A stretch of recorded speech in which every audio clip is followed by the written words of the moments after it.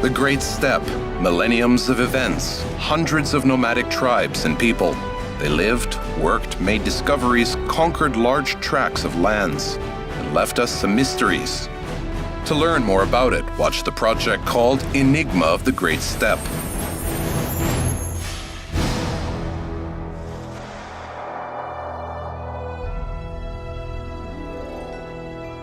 In the spring of 1776, a new officer came to one of the fortresses built by the Russian Empire near the Irtysh River. Everyone was waiting for his arrival. People did not know much about the captain except his name, age, origin, and marital status. Ivan Grigorievich Andreev, 32 years old, married, nobleman, but his family did not yet move to his new place of service. Unlike the other military people, Captain Andreev was not interested in the service of the guard or the condition of the weapon arsenal. He was always asking different questions, studying the surrounding area, examining the banks of the river, leaving somewhere and then coming back, measuring something, making notes and drawings. The records and conclusions of the Captain Engineer Andreev led to great changes in the fortress very soon, and later prompted the establishment and development of one of the glorious cities on the Irtysh River.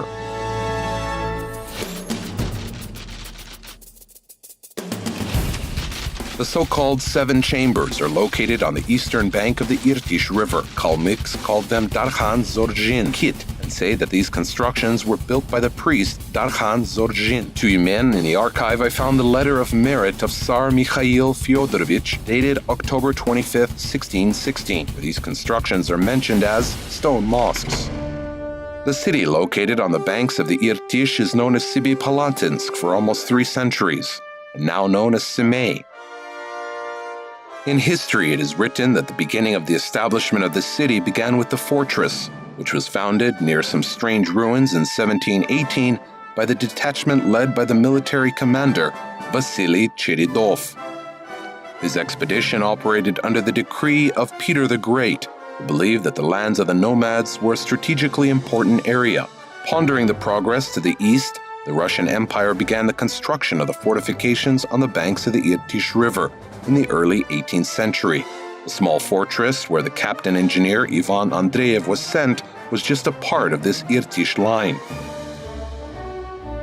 Despite the most common version, the origin of the city remains very mysterious. Which 7 chambers were built on the banks of the river? Who lived here when the emissaries of Peter the Great arrived? Why Semipalatinsk, now Semey, is not located on the place where the fortress of 7 chambers were built?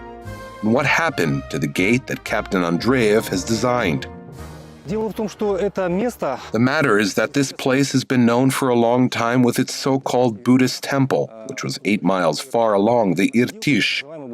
When the troops arrived, this temple had already been destroyed, and there were only 7 chambers left, 7 rooms. The detachment arrived and built the fortress here. And since this area was called 7 Chambers, so the fortress received the name 7 Chambers, Semipalatnaya. Hearing the phrase stone chambers, we imagine a disappeared city with huge palaces and big temples. Scientists and local people used to say different stories about the mysterious ruins. The Russian historian Tatishev considered them to be Scythian and associated with the name of the ancient Greek astronomer Ptolemy. Others claim that the chambers were built during the reign of Aksak Timur, Tamerlane.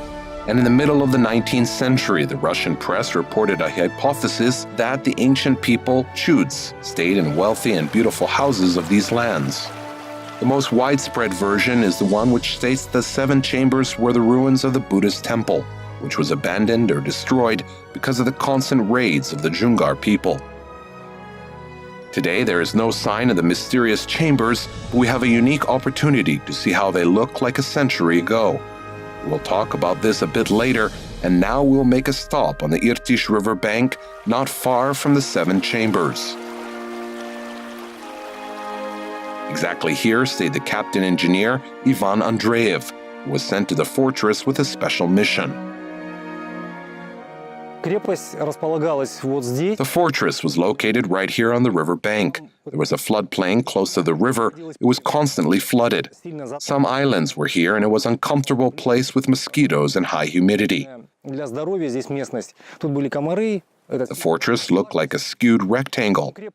Because of the constant floods, the fortress was heavily deformed. This is one of the reasons. And the second reason, this place was not useful in military sense. When Commander Springer came, he noticed that the whole fortress was open and it was possible to see the movement of the detachments from the high hills. This fortress was also uncomfortable because of difficulty to see the movement of ships from it. Because of high bush and floodplain, it was impossible to see when someone was sailing, and also was hard to open fire from this fortress. These reasons led to the decision to move the fortress 8 miles higher, to the place where the city of Semipalatinsk is located now.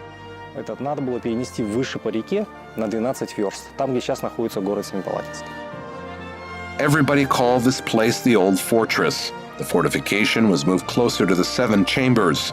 The second version of the Seven Chambers fortress appeared to be more successful.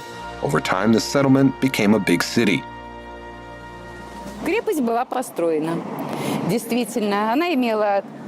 The fortress was built and it had thick walls, moats, and the mound with bastions. There were 3 gates inside. The gates were different. The first ones, called Yamishev Gates, led to the Yamishev Fortress and Salt Lake. Second ones led to Usk-Kamenogorsk, and they were called Usk-Kamenogorsk Gates. And the third gates were called Irtish, or Semipalatinsk Gates. Only Yamishev Gates were preserved. They are unique and have been protected by the government since 1949. They're built in the Romanesque style. Look, the huge walls are 2 meters high. They're really impressive with vaulted ceilings.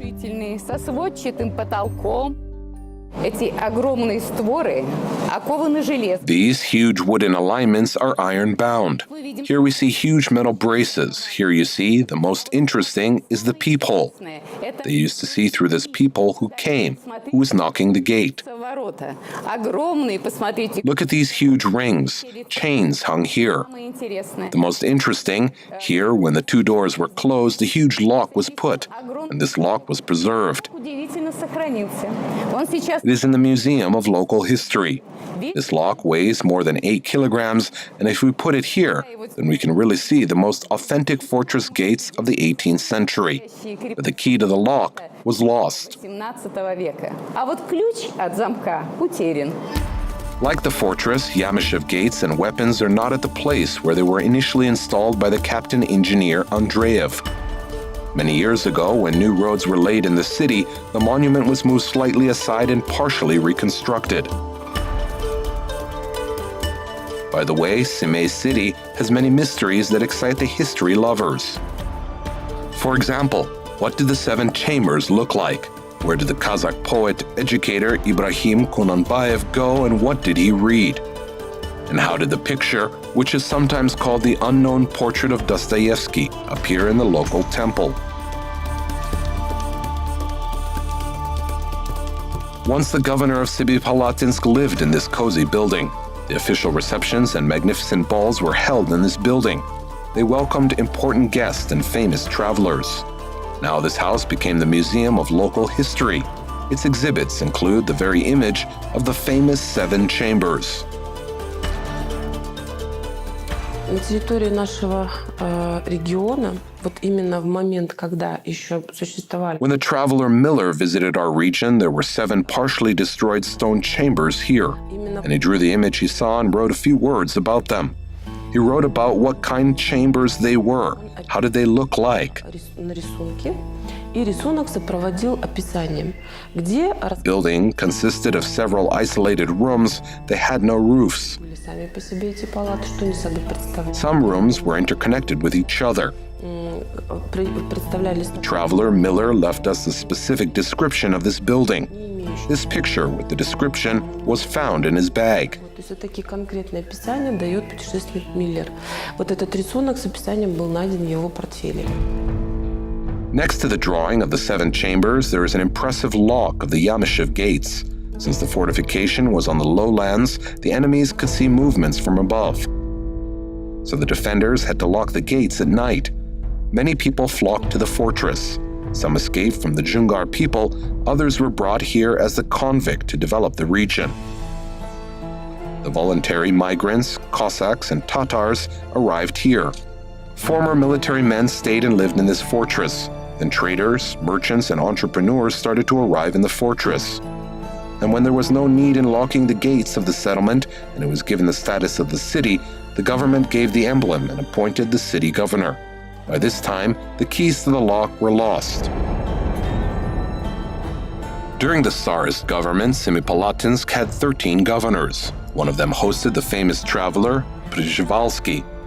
Ibrahim Kunanbayev participated in that meeting as it was reported in the newspaper Semipalatinsk Regional Bulletin. The Kazakh poet-educator Ibrahim Kunanbayev was a well-known, respected person, an active member of the local statistical committee, and, as they would say today, was a valuable person of the city.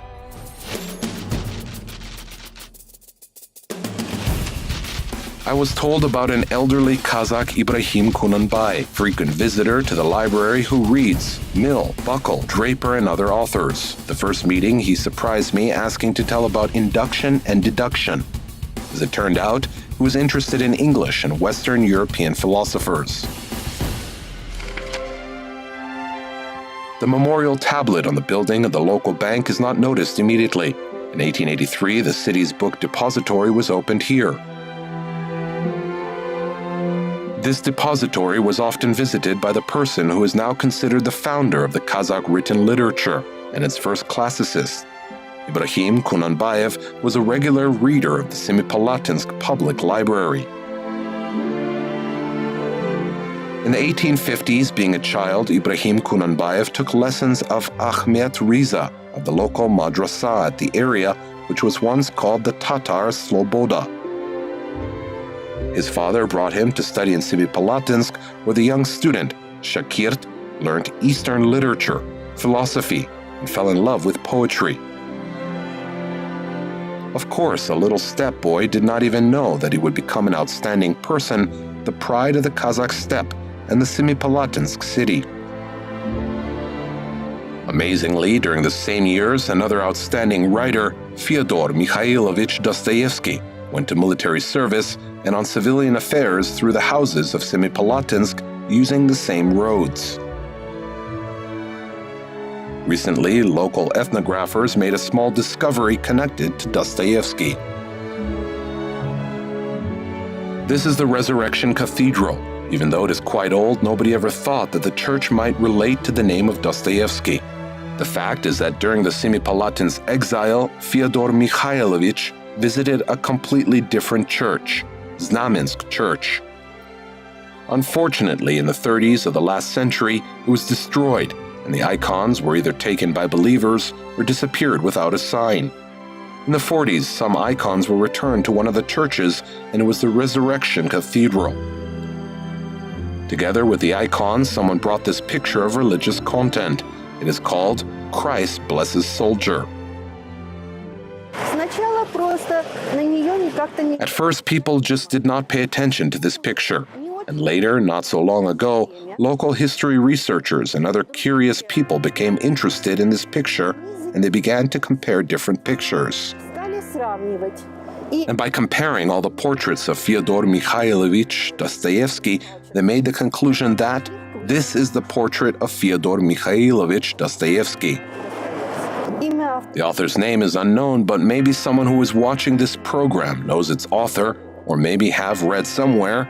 We will be happy if he or she shares this secret with us.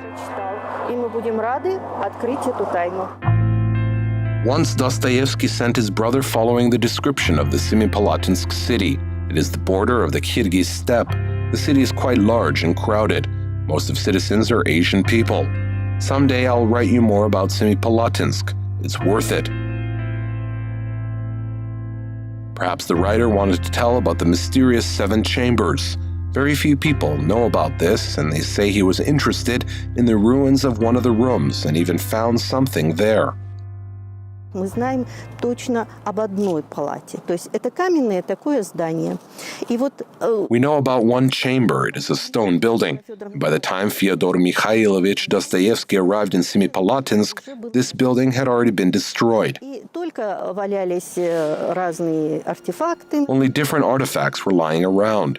People used to find them sometimes. And Dostoevsky, due to his curiosity and education, started to search and view these artifacts. И таким образом говорят, что он нашел кинжал. Thus, people say that he found a dagger of the Jungarian soldiers, and he gave this dagger to Chokhan Valikhanov before Chokhan left for the long journey.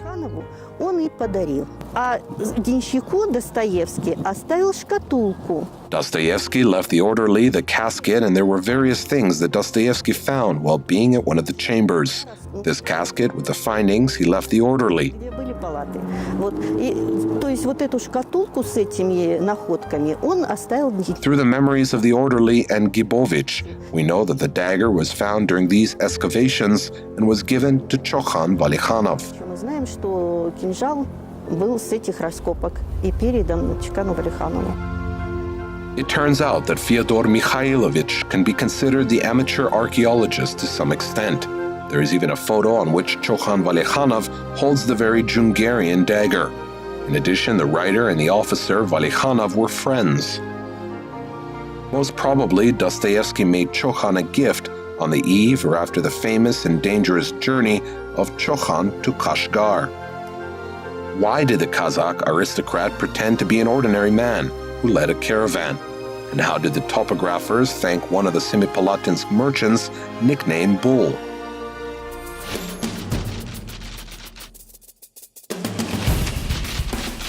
Semipalatinsk merchant Bukash, who volunteered to send the caravan at his own expense to the Central Asian possessions, was given the rank of the Cornet and golden medal of the Vladimir ribbon.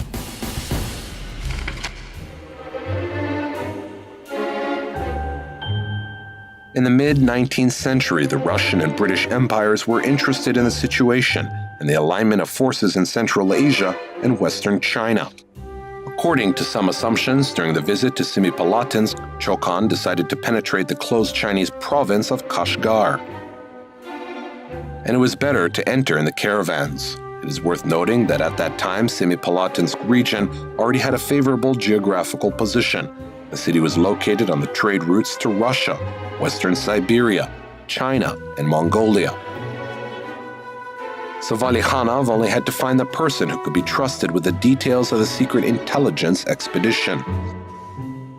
And in his records, we found the person nicknamed Bull. Мир Курбана Аюпова в народе еще называли Букаш.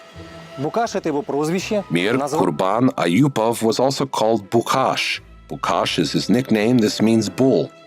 He was very persistent and tenacious. Therefore, in many records, he is mentioned as Bukhash. Mir Kurban Ayupov is his official name. He was famous not because he was a good merchant in Simsk, but because he helped Chokhan Valikhanov on the secret expedition to Kashgaria. Namely, he equipped a caravan, a small one with 101 camels and 65 horses, and sent this caravan to Kashgaria. So he made his contribution to this story. Last year, our society, Priartishye, made a trip to this wintering place. And the most curious thing is that how we found this wintering. To understand this, it is necessary to know something about this person. He was very active, energetic, and had many friends and knew many things. Once cartographers were passing by this wintering, and they made him a very original gift to thank him for his hospitality. They figured out his coordinates. We entered the coordinates in the GPS navigator, and we found exactly his wintering place. This is a very unique case, and everyone can be amazed.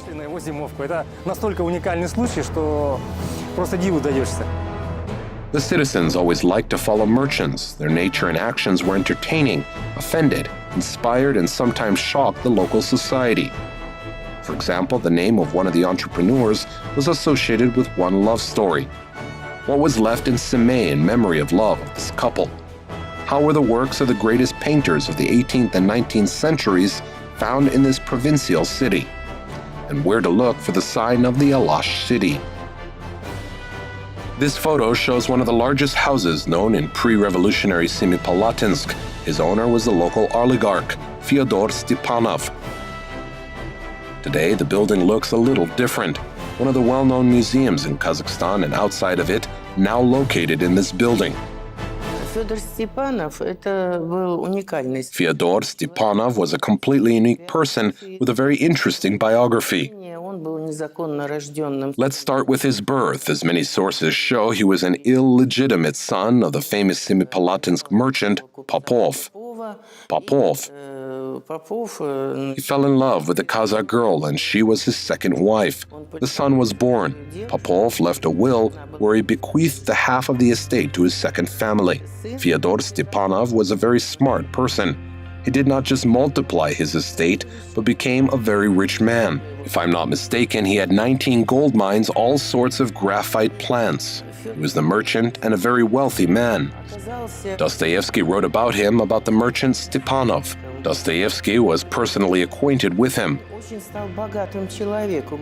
While visiting the prosecutor of Semipalatinsk, Baron Wrangel, Dostoevsky stayed at the house of the merchant Stepanov, but not at this one, at another, and he communicated with Fyodor Stepanov there. This is a very interesting story. Dostoevsky wrote that Stepanov was a young, enterprising, interesting man, and his mother was a great cook. In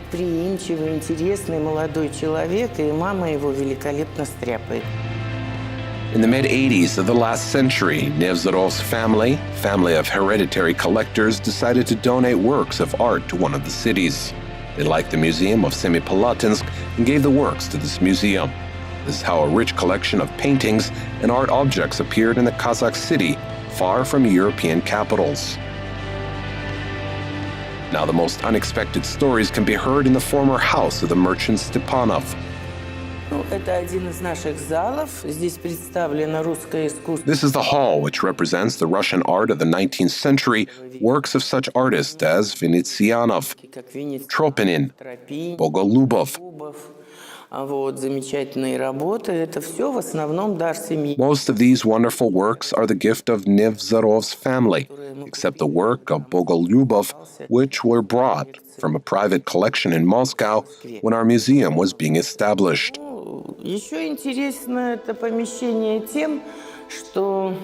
Another interesting thing of this room is that there is something that has been preserved from the Soviet period of the early 30s.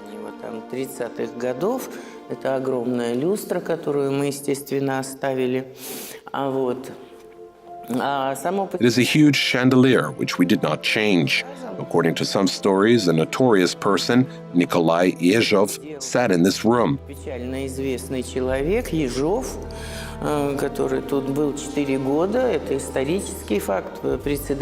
He was a chairman of the Gubernia Committee of Semipalatinsk during 4 years. This is a historical fact. You see, because the power of art is great, we do not feel that this person was working here. Here we can admire wonderful things.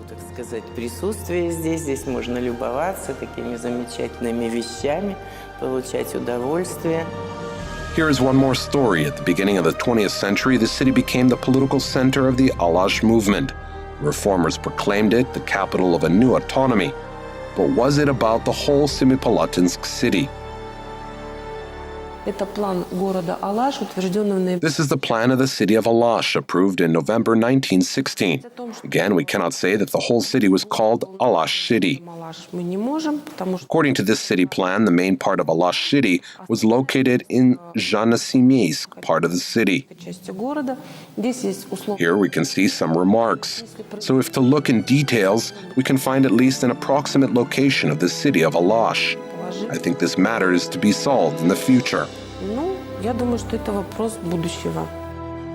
So we came back to the place where everything started. Who knows, perhaps the captain engineer Ivan Andreev guessed how would Semipalatnia, 7 chambers fortress, change. What interesting and saturated life would be in it.